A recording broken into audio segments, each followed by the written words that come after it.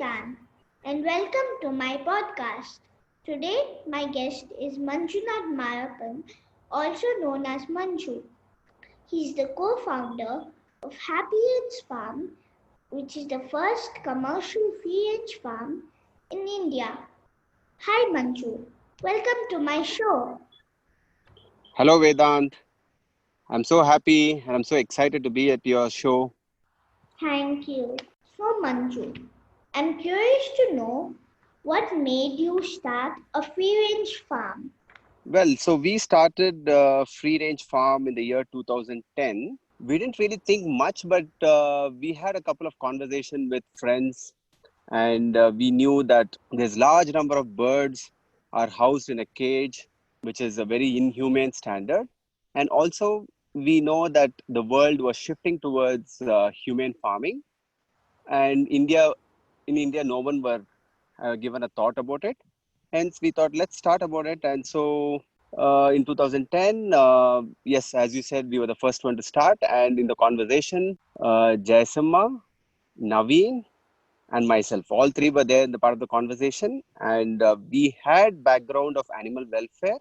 So we rescued urban wildlife in Bangalore. So with that background, so we thought, let's start the free range farm in India. So we didn't really think much. I think the whole conversation took us less than 10 minutes to start the Happy Hens Farm. What made you choose India? So India being such a large country, and our poultry industry is so large, so definitely we needed to bring some change, hence India. Can you explain to me the difference between a battery cage farm, cage-free farm, and a free-range farm? Oh, that's a very good question, Vedant, because a lot of people still get confused between the way of farming. So the first one which you asked me was a caged farm or the battery caged farm. Why we call it industrial farm or a battery caged farm or a caged farm is because these birds, the hens, are cooped in a very small cage, just as big as an A4 size sheet. And they are wired cages. They stand on a wired mesh, and they can't even spread their wings, nor even can take a smallest walk. Hence, it's called the battery cage farm or the industrial farm.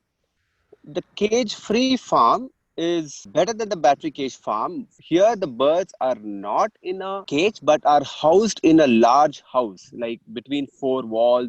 But definitely, they have space to run. They have access to nest box, unlike in a in a cage farm where they just have to stand and just lay their eggs. Whereas in a cage-free farm, they have access to nest box. They can fly, they can run about. They have perch to stand. They don't have to stand on a wired mesh like the one what I said. So that is the cage-free farm. The free-range farm is the best standard or the natural farming method, where the birds get to access the outdoor only in the night during the nesting, and during the night they have to shelter inside the pen.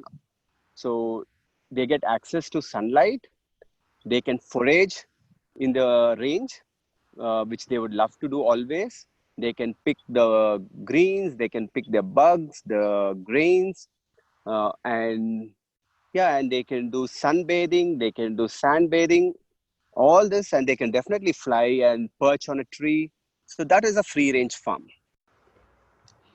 How do you ensure that the birds do not fly away or are attacked by other animals like snakes or other predator birds? Hens are actually very smart birds. Hens have a tendency to stay around human dwellings. So, like if you see traditionally, or even the olden days, everyone had hens around their house, and they used to never leave the owner's house and go venture very far. So, they would always fix their boundaries in and around their house. So your question was, how do you keep them safe? In our free range farm, we have safe housing for them where they can rest and roost during the day and even lay eggs safely in a nest box. And of course, they have a door that they have access to come out in the range. The larger area that is leaving the house and the range area, we have fenced them with chain link. So that is a metal mesh that protects them from the predators. So I would say snakes are really not that dangerous for a hen, but I would say dogs and mongoose are some of the common predators for an hen which is in the free range, and sometimes even like a shikra birds which would pick up a hen when they are young. But leaving these two, snakes are really not that dangerous for a hen, because hens are, as I said, are very smart. So they would, the moment they see a snake, either they fly off or they maintain a distance. Or if it's a small snake, sometimes even the group of hens can actually kill a snake. So I would say by the mesh, we keep the dogs and the mongoose away. And a group of hens always, when they are together, even one hen identifies as a danger. So they give a signal and they all be aware and get away from the predators. So, what made you get into higher welfare animal farming? What did you want to be as a child? As a child, I wanted to be many things. I would say, starting from, I wanted to be a pilot, and sometimes I wanted to work in ships, because then I could travel, and I like traveling. But later, since my family comes from a textile background and agricultural background, so I always had time and spent a lot of time with around textile industry and agriculture, and which starting an animal welfare farm, or like starting Happy Hens Farm, was definitely not a early idea with me. It as I said, it was almost an accident. With even since I had spent a lot of time with animal welfare organizations, so I was always surrounded with friends who always discussed similar topics. And yeah, so a combination of this made me start. Where can we buy eggs from Happy Hens? In India, it's available in about 7 cities. So, of course, where you were living before, in Hyderabad, we have in Bangalore, in Chennai, in Mumbai, Delhi, Pune. So, we have these in all these cities. We stock in the modern trade stores, maybe that like which is Ratnadeep, or like stores like Nature's Basket, Food All, or small organic stores, online stores. So, our eggs are available. Soon, definitely, I will try to get Happy Hens eggs to Singapore, Vedant. What is your favorite animal and why? Oh, I have a lot of animals which is my favorite. So if you talk about domestic animals, of course, I like dogs. I'm not so attached to cats because I've never had a cat when I was young, but though I had recently few cats in my house. And as I was growing, and since I was rescuing urban wildlife, snake was one of my greatest interests. So I loved snakes. I still like them. And now I am rearing two lambs. So I started to like sheeps as well.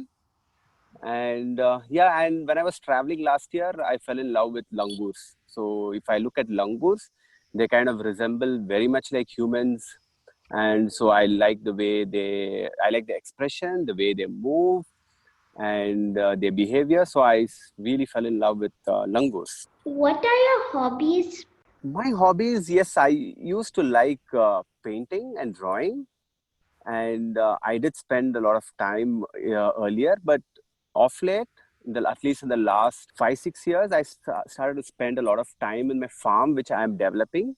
So whenever I have time, I attend to the trees, and I feel like growing and planting a lot of trees, and like fruit bearing trees, or it could be wild trees, or native Indian species, which is almost going to get extinct. So I keep a watch on different trees that which would suit the climate which where I have developed this farm. So I'm right now, even the last 2 months, I've been spending my time in the same farm, and literally the whole day I'm spending on my hobby, which I'm really lucky. Even I like drawing and painting. Very nice. I've seen your paintings. You're really good at it. Thank you. Thank you so much for coming on my show. It's such a pleasure, Vedant. And you're most welcome to my farm anytime. So now that we have lambs, and by the time you come, maybe we'll have some more chickens over here. So you're most welcome to the farm. Dear listeners, follow my Facebook page, Curious Vedanth, to get updates on the upcoming episodes. To listen at leisure on your phone and get notified about future episodes, subscribe by searching for Curious Vedanth wherever you get your podcasts, such as Apple Podcasts, Spotify, Stitcher, iHeartRadio, and many more. You can also listen to my show on vedant.buzzsprout.com. Thank you for listening to Curious Vedanth. Don't forget to rate and leave comments.